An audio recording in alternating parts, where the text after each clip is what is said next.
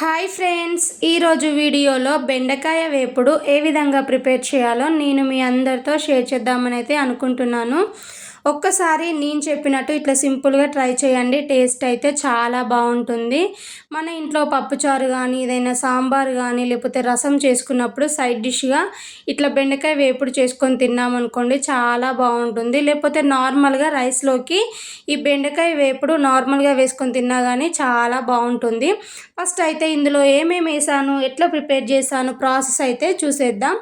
ఇక్కడ నేను బెండకాయలు అయితే ముందుగానే నీట్గా వాష్ చేసి అయితే ఆరబెట్టి అయితే తీసుకున్నాను. సో బెండకాయలు కూడా కేజీ వరకు అయితే తీసుకున్నాను అనమాట. ఎప్పుడైనా కానీ బెండకాయ రెసిపీస్ కానీ లేకపోతే బెండకాయ ఇట్లా వేపుడు చేసేటప్పుడు బెండకాయలు అనేవి ఇట్లా లేతగా ఉన్నాయి అయితే తీసుకోండి. లేత వాటితో చేస్తేనే చాలా బాగుంటుంది. సో చూసిలా బెండకాయలు అయితే చూడడానికి పెద్దగా ఉన్నాయి కానీ అన్నీ లేతయ్యాయి అన్నమాట. సో వాటన్నిటిని అయితే ఈ విధంగా చిన్నగా కట్ చేసి అయితే పక్కన పెట్టేసినాను. బెండకాయ వేపుల్లోకి సో చూసిలా చిన్నగా ఉండేటట్టు అయితే కట్ చేసుకోండి బెండకాయ ముక్కలు. సో నేనైతే అన్నీ అదే విధంగా కట్ చేసి తీసుకున్నాను. అలాగే 1/2 కప్పు వరకు పల్లీలు కూడా తీసుకున్నాను. పల్లీలు వేసి చేయడం వలన బాగుంటుంది టేస్ట్. అలాగే 2 టేబుల్ స్పూన్స్ వరకు పోపు దినుసులు అన్నమాట. అలాగే ఇందులోనే కొంచెం అంతా ఎండు కొబ్బరి వేస్తున్నాను.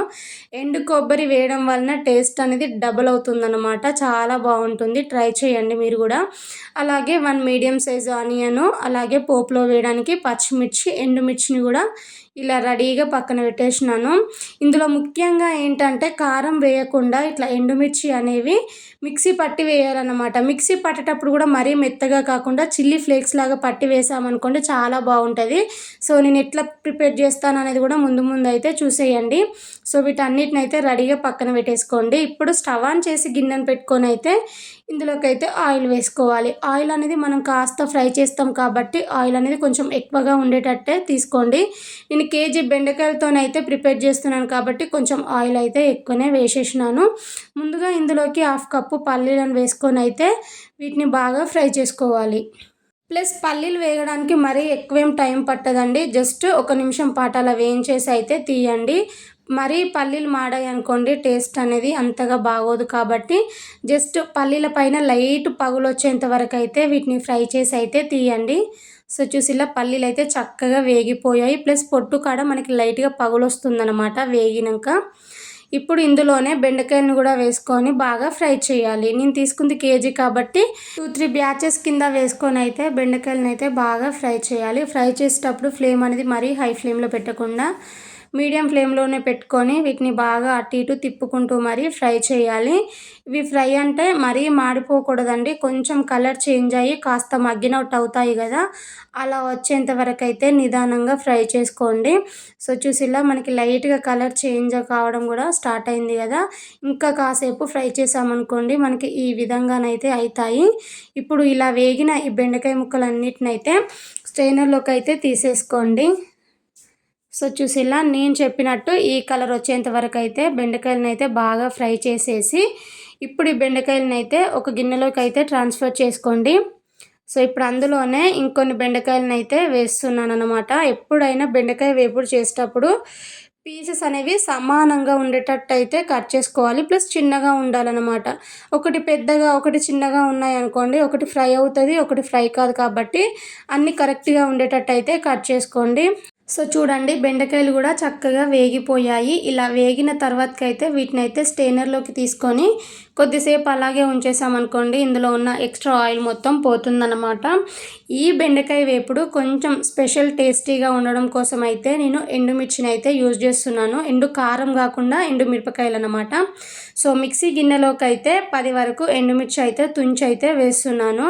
సో మరీ మెత్తగా కాకుండా కొంచెం బరకగా ఉండేటట్టు అయితే మిక్సీ పట్టుకోండి. జస్ట్ 1 or 2 పల్సెస్ ఇచ్చారనుకోండి మనకి ఇట్లా చిల్లీ ఫ్లేక్స్ లాగా అవుతాయి అన్నమాట. బెండకాయ వేపులో ఇలా చేసి వేసామనుకోండి టేస్ట్ చాలా బాగుంటుంది.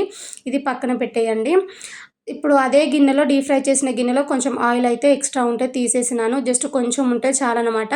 ఆల్రెడీ మనం బెండకాయలు ఫ్రై చేసాం కాబట్టి అందులోనూ కూడా ఆయిల్ ఉంటుంది కదా, సరిపోతుంది. ఆయిల్ వేడైన తర్వాతకి ఇందులోనే పోపు దినుసులు వేసుకోవాలి. ఆవాలు, జీలకర్ర, శనగపప్పు, మినప్పప్పు వేసుకొని వీటిని కాసేపు ఇలా వేయించిన తర్వాతకి మనం ముందుగా కట్ చేసి పెట్టుకున్న ఆనియన్స్, పచ్చిమిర్చి, ఎండుమిర్చిని కూడా వేసేసుకొని వీటిని కూడా బాగా ఫ్రై చేయండి. మరీ ఎక్కువగా ఫ్రై కావాల్సిన అవసరం లేదు. జస్ట్ ఆనియన్స్ అనేవి లైట్గా కలర్ చేంజ్ అయ్యి మగ్గితే సరిపోతుందన్నమాట. ఇలా వేగిన తర్వాతకైతే ఇందులోనే 1/2 టీ స్పూన్ వరకు పసుపును కూడా వేసుకొని జస్ట్ ఒకసారి మొత్తం కలిసేలాగా బాగా మిక్స్ చేసేసి మనం ముందుగా ఫ్రై చేసి పెట్టుకున్న ఈ బెండకాయ ముక్కలను అయితే మొత్తాన్ని ఇందులోకి అయితే వేసేసుకోండి. ఆల్రెడీ మనం ఫ్రై చేసాం కాబట్టి ఈ టైంలో ఇందులో ఎక్కువగా ఫ్రై కావాల్సిన అవసరం లేదండి. జస్ట్ గరిటెతోని పోపు మొత్తం బెండకాయ ముక్కలకి పట్టేలాగా బాగా మిక్స్ చేయండి. ఇలా మిక్స్ చేస్తే సరిపోతుందన్నమాట. ఈ టైంలోనే మీరు కొన్ని ఎల్లిపాయలు కచ్చా పచ్చాగా దంచి అయితే యాడ్ చేయండి. ప్రస్తుతం నా దగ్గర లేవనైతే నేను వేయడం లేదు. ఉన్నట్టయితే ఖచ్చితంగా 10 నుంచి 12 వరకు ఎల్లిపాయలు మెత్తని పేస్ట్లా కాకుండా కొంచెం కచ్చపచ్చగా దంచేసినాం అనుకోండి ఇంకా బాగుంటుందన్నమాట. జస్ట్ ఒకసారి ఇలా కలిపేసిన తర్వాతకి ఇందులోనే 2 టేబుల్ స్పూన్స్ వరకు అయితే ఎండు కొబ్బరి తురుము అయితే వేస్తున్నాను. ఈ బెండకాయ వేపుల్లో ఎండు కొబ్బరి తురుము వేస్తే చాలా బాగుంటుంది. అలాగే మనం మిక్సీ పట్టిన చిల్లీ ఫ్లేక్స్, అలాగే 1/2 టీ స్పూన్ వరకు ధనియా పౌడర్ని కూడా వేసుకొని మొత్తం కలిసేలాగా బాగా మిక్స్ చేయండి. సో ఎండు కొబ్బరి అనేది మనం నార్మల్గా వేసాం కదా, ఈ టైంలోనే ఎండు కొబ్బరి అలాగే చిల్లీ ఫ్లేక్స్ అనేవి కాస్త వేగాలి అన్నమాట. పచ్చివాసన పోయి వేగిందనుకోండి టేస్ట్ బాగుంటుంది. కాబట్టి 2 నిమిషాలైనా కానీ ఇలా కలుపుతూ బాగా వేంపండి.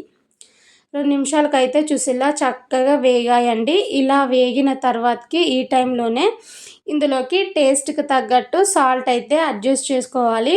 బెండకాయ వేపుల్లో ఎప్పుడైనా కానీ నేను సాల్ట్ అయితే లాస్ట్లోనే వేస్తానన్నమాట. సో మనం తినే టేస్ట్కి తగ్గట్టు సాల్ట్ని వేసుకున్నాం అనుకోండి సరిపోతుంది. నేనైతే 1 టేబుల్ స్పూన్ వరకు అయితే సాల్ట్ని అయితే వేసేసినాను. సాల్ట్ కూడా వేసేసిన తర్వాతకి జస్ట్ 1 నిమిషం పాటైనా కానీ మంచిగా బెండకాయకి సాల్ట్ మొత్తం పట్టేలాగా బాగా మిక్స్ చేయండి. మనకి బెండకాయ వేపులో సాల్ట్ కూడా మరీ ఎక్కువేం పట్టదు కాబట్టి చెక్ చేసుకొని అయితే వేసుకోండి.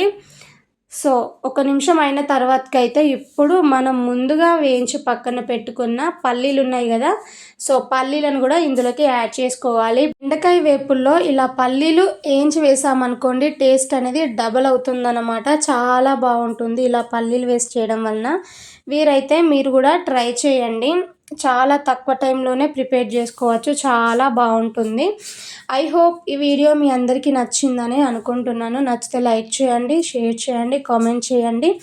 మరిన్ని వీడియోల కోసం మన ఛానల్ని సబ్స్క్రైబ్ చేసి పక్కనే ఉన్న బెల్లును కూడా అయితే ప్రెస్ చేయండి. సో ఇలాంటి రెసిపీస్ అయితే మన ఛానల్లో స్వీట్స్ రెసిపీస్ కానీ లేదంటే నాన్ వెజ్ రెసిపీస్ కానీ చాలా ఉన్నాయి. ఛానల్ని విజిట్ చేసి అయితే చూసేయండి. Thank you for watching friends.